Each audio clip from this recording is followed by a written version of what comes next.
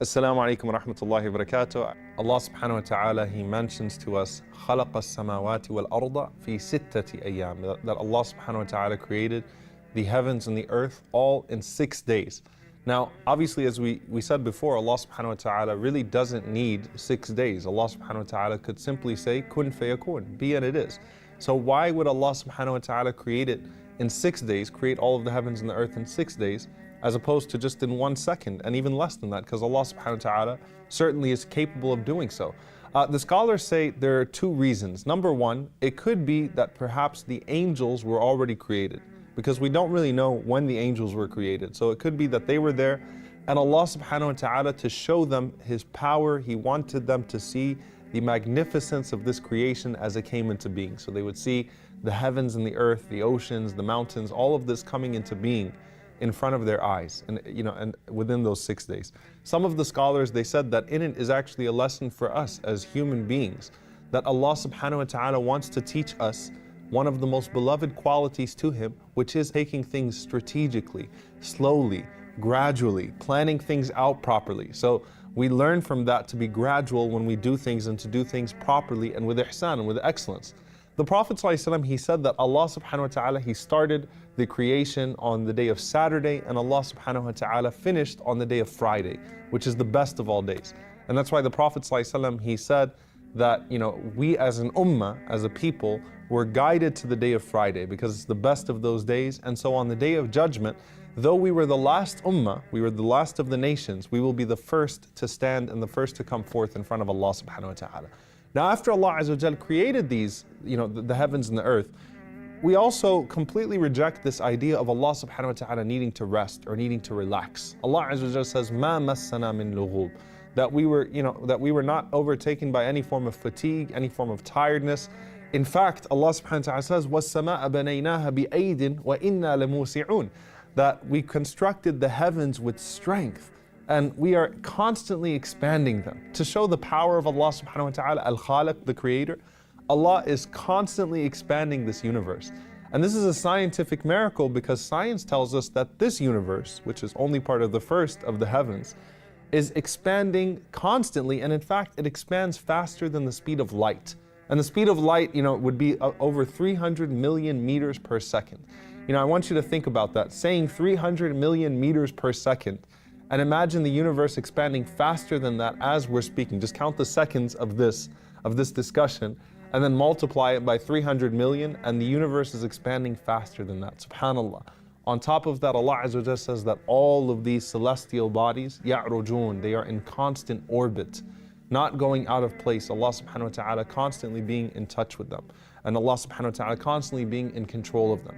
Allah Azza wa Jalla, He says, خَلَقَ السَّمَاوَاتِ وَالْأَرْضَ بِالْحَقِّ, and He created all of this in truth, the heavens and the earth in truth. And in Surah Az-Zumar, Allah subhanahu wa ta'ala says, يُكَوِّرُ اللَّيْلَ عَلَى النَّهَارِ وَيُكَوِّرُ النَّهَارَ عَلَى اللَّيْلِ, that He causes the night to envelope the day, and He causes the day to envelope the night. And it's funny, because the scholars, the early scholars, the way they commented on this, they said that yukawwir means to wrap something round like a turban.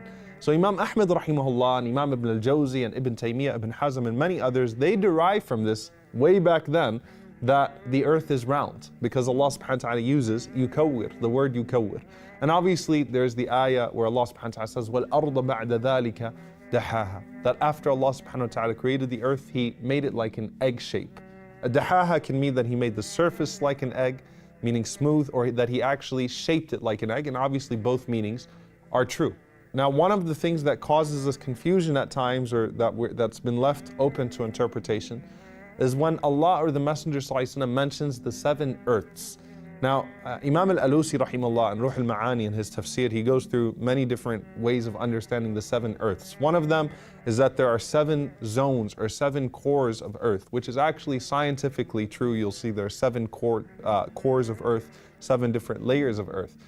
So one interpretation is that it could mean 7 continents or 7 different separated parts of land within this earth. One of them is that the ard that we all have is one.